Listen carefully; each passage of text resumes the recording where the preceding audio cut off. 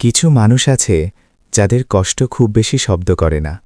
তারা চিৎকার করে না, অভিযোগ করে না, বারবার নিজের দুঃখের গল্প শোনায় না। তারা শুধু চুপ করে থাকে।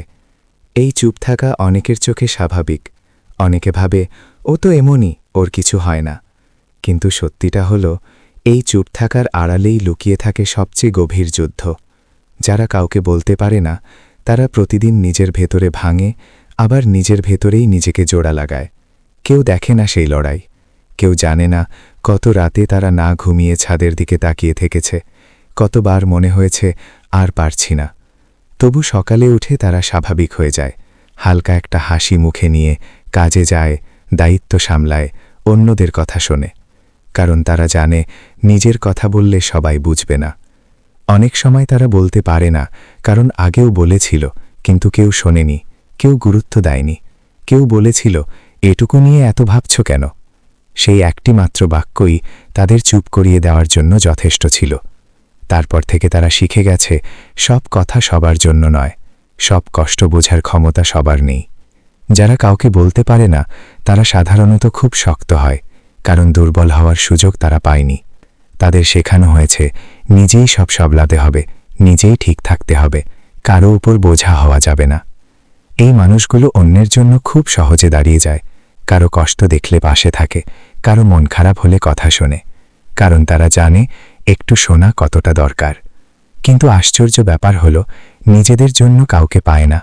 রাতে যখন সব চুপ হয়ে যায়, তখন তাদের মনের ভেতরের শব্দগুলো জোরে কথা বলে।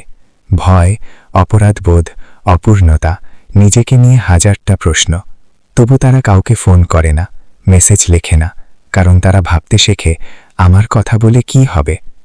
তবু একটা কথা খুব গুরুত্বপূর্ণ, চুপ থাকা মানে হার মেনে নেওয়া নয়।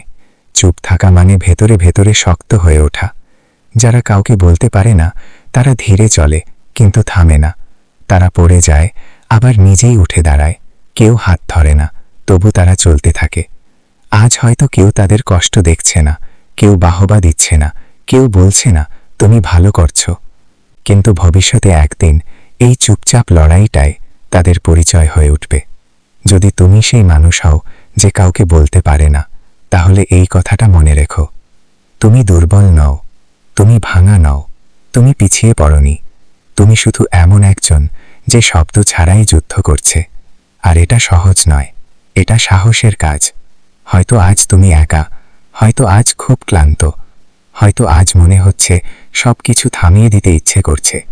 কিন্তু তুমি এখনো এখানে আছো, এখনো চেষ্টা করছো, এখনো হাল ছাড়োনি। এটাই প্রমাণ করে তোমার ভেতরে এমন শক্তি আছে যেটা তুমি নিজেও পুরোপুরি জানো না। যারা কাউকে বলতে পারে না, তারাই একদিন নিজের গল্প নিজের ভাষায় বলে। হয়তো আজ নয়, কিন্তু একদিন। ততদিন পর্যন্ত নিজের পাশে নিজে থাকো, নিজেকে ছোট করো না, নিজের চুপচাপ লড়াইটাকে সম্মান করো। কারণ চুপচাপ হলেও তুমি লড়ছো, আর সেটাই অনেক।